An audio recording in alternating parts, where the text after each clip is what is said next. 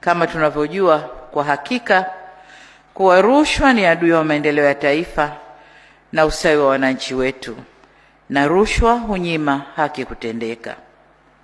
Kwa ujumla, ukiangalia ripoti ya mkurugenzi mkuu wa TAKUKURU, hali imeimarika, si kama nyuma tunakotoka, ingawa baadhi ya dosari zinaendelea kujirudia kila mwaka.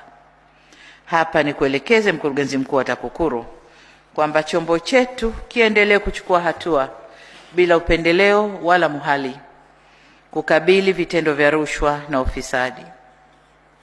Aidha, ni waase viongozi wenzangu ndani na nje ya serikali kuendelea kujiepusha na kupiga vita rushwa na ufisadi katika maeneo yetu ya uwajibikaji. Tukifanya hivyo, tutalinda rasilimali za taifa na kujenga msingi imara wa maendeleo endelevu kwa kizazi sasa na kizazi kinachokuja.